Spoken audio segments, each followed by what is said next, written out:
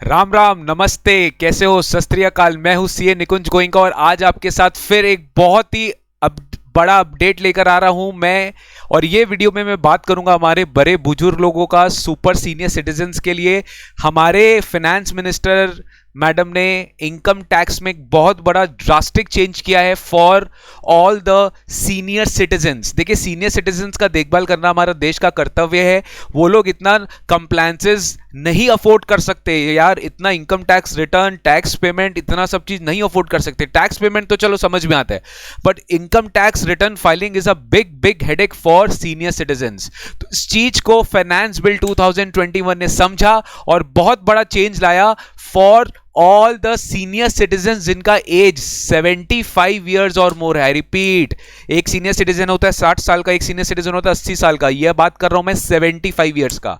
अगर 75 ईयर्स और मोर आपका एज है और आप अगर इंडिया के रेसिडेंट हो, अगर 75 ईयर्स और मोर आपका एज है और अगर आप इंडिया के रेसिडेंट हो, तो आपके लिए ये वीडियो बहुत ज्यादा इंपॉर्टेंट है। या फिर अगर आपके फैमिली मेंबर्स में भी कोई ऐसा सीनियर सिटीजन है जिनका एज आपके दादाजी दादी जी या आपके मामा जी मामी जी, कोई भी बड़े बुजुर्ग है जिनका एज 75 ईयर्स और मोर है, तो ये टैक्स प्लानिंग आप उनके लिए कर सकते हो, जो मैं इस वीडियो में आपके साथ शेयर करने जा रहा हूं। पूरा वीडियो देखिएगा, लास्ट तक देखिएगा, चैनल को सब्सक्राइब करना मत भूलिएगा। वीडियो इसके बारे में बता रहा हूं। यहां पे बेसिकली मैं आपको सिंपल कॉन्सेप्ट बताता हूं। जो सीनियर सिटीजन होते हैं ना, उनका पैसिव इनकम ज्यादा होता है। Active income, business income, salary income, ये सब तो होता नहीं। उनका इंटरेस्ट इनकम, पेंशन वेंशन, जो वो पुराने साल जो भी कंपनी में काम किए तो उनको वहां से पेंशन आता रहता है, और यही उनका एटमोस्ट जनरल इनकम स्ट्रक्चर होता है। तो गवर्नमेंट ने सोचा क्यों ना हम उनको एक ऑटोमेटेड प्रोसेस में, जो बैंक में उनका अकाउंट है, जिस बैंक में उनका अकाउंट है उसी बैंक में वो पेंशन रिसीव कर रहे हैं, या मैक्सिमम, क्योंकि वो पेंशन उस बैंक में रिसीव कर रहे हैं और उसी बैंक वाला उसी पेंशन पे उनको अकाउंट में रख के लिए उनको इंटरेस्ट दे रहा है, और कोई उसका इनकम नहीं है। मेरा बात देखो, एकदम ध्यान से समझना। अगर मैं एक सीनियर सिटीजन हूं, रेसिडेंट इन इंडिया हूं, 75 ईयर्स और मोर मेरा एज है इस साल, तो मैं इस स्कीम में जा सकता हूं, जो स्पेशल स्कीम सरकार हमारे लिए लेकर आई है। इसमें हमें कोई भी इनकम टैक्स रिटर्न फाइल करने की रिक्वायरमेंट है ही नहीं। I do not have to file income tax return. But ये स्कीम खाली उनके लिए है, ये स्कीम खाली उनके लिए जिनका पूरे साल में और कोई इनकम नहीं other than pension income.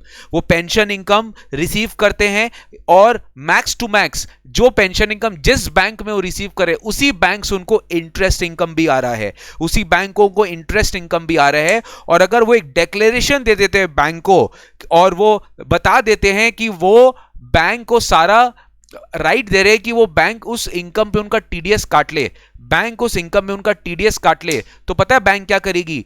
Bank उस सीनियर सिटीजन का खुद इनकम कैलकुलेट करेगी, उसमें रिबेट देगी, उसमें अगर कोई सीनियर सिटीजन के लिए डिडक्शन एलिजिबल है तो वो भी देगी, और बैंक नॉर्मली वो सीनियर सिटीजन के लिए इनकम कैलकुलेट करेगी, उस पर टीडीएस सरकार को जमा दे देगी, उस पर टीडीएस सरकार को जमा दे देगी। तो ये बैंक के ऊपर रिस्पॉन्सिबिलिटी है कि अगर senior citizen scheme, senior citizen उनके अकाउंट में, उनके बैंक में अकाउंट खुलवा रहा है और उनको खाली पेंशन इनकम दे रहा है और कोई अदर इनकम नहीं दे रहा है, और बैंक उसे मैक्सिमम इंटरेस्ट इनकम मिल रहा है, पेंशन इनकम आ रहा है, मतलब पेंशन इनकम और इंटरेस्ट इनकम। और अगर आपके पास कोई इनकम आया ना, तो आपके लिए ये गाइस अपडेट रेलिवेंट नहीं है। ये अपडेट उन्हीं के लिए रेलिवेंट है जो पेंशन इनकम कमा रहे हैं, और बैंक में उनके पास जो भी इनकम आ रहा है, पेंशन इनकम आ रहा है, उसी बैंक से वो इंटरेस्ट इनकम कमा रहे हैं। तो बैंक को वो डिक्लेयर करेंगे ये सारा डिटेल्स, और बैंक उस पर टीडीएस डिडक्ट करेगा, और टीडीएस नॉर्मली कैलकुलेट करेगा, नॉर्मली जो रेट्स इन फोर्स है, रेट्स इन फोर्स जैसे जो सैलरी में सिस्टम होता है ना,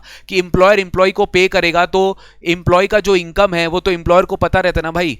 तो एम्प्लॉयर अकॉर्डिंगली क्या करता है? टीडीएस डिडक्ट कर लेता है। एम्प्लॉय को क्या करना पड़ता है? उस अपना सारा डिडक्शंस का डिटेल एम्प्लॉयर को देना पड़ता है, ताकि जब एम्प्लॉयर उनका टोटल इनकम कैलकुलेट करे एम्प्लॉय का, तो वो नॉर्मली अपना स्लैब बेसिस पे कैलकुलेट कर सके। सेम टू सेम बैंक को भी करना पड़ेगा इस सेक्शन 194P में, जो फाइनेंस बिल 2021 का एक बहुत बड़ा अपडेट है। हाँ, काफी सीनियर सिटीजन सोच रहे हैं यार मेरे पास तो थोड़ा अदर इनकम भी आ जाता है, मैं कोई शेयर ट्रेडिंग भी कर लेता हूं, तो आई एम सो सॉरी दादाजी दादी जी या मेरे प्यारे बड़े बुजुर्ग, आपके लिए स्कीम रेलिवेंट नहीं है। आपके लिए स्कीम बिल्कुल भी रेलिवेंट नहीं है। स्कीम उन्हीं के लिए रेलिवेंट है जिनको पेंशन इनकम आता है खाली, और उस बैंक से जिसमें उनका पेंशन इनकम आता है उनको मैक्स टू मैक्स उससे इंटरेस्ट रिसीवेबल होता है। अगर आपके पास और कोई इनकम आ रहा है तो आप प्लीज इस स्कीम में नहीं जा सकते, आपको normally income tax return file करना पड़ेगा।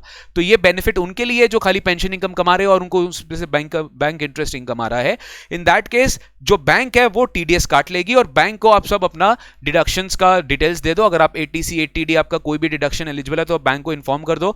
बैंक रिबेट भी आपका अंडर सेक्शन 87A वाला कैलकुलेट करके सब कुछ कंसिडर करके डिडक्शन कंसिडर करके आपका टोटल इनकम निकालेगी और बैंक अपने आप टैक्स दे देगी। आपको प्लीज अपना इनकम टैक्स रिटर्न फाइल करने की रिक्वायरमेंट नहीं है। तो big change in income tax TDS and for specified resident senior citizen जिनका एज 75 years और मोर है, ये ध्यान आप रखना, जिनका एज 75 years और मोर है eight any time during the previous year, तो उनके लिए प्रोविजन एप्लीकेबल है। आई होप आपको ये वीडियो अच्छा लगा। अगर अच्छा लगा तो प्लीज अपने सारे फ्रेंड्स के साथ, अपने सारे रिलेटिव्स के साथ, अपने सारे बिजनेसमैन फ्रेंड्स, जितने भी आपके जितने भी लोग आपसे कनेक्टेड है, आप उनके साथ ये वीडियो शेयर कर सकते हो। डेफिनेटली उनको बहुत अच्छा लगेगा, आई एम श्योर। और कोई भी तरह का डाउट हो तो कमेंट बॉक्स में कमेंट करके पूछिए, I will be there to help you at any time. Thank you so much, take care and इसी तरह से आप अपना प्यार बरसाते रहिए, वीडियो देखते रहिए, चैनल को सब्सक्राइब करना मत भूलिएगा, बेल आइकन दबाना मत भूलिएगा। चलिए bye bye and take care.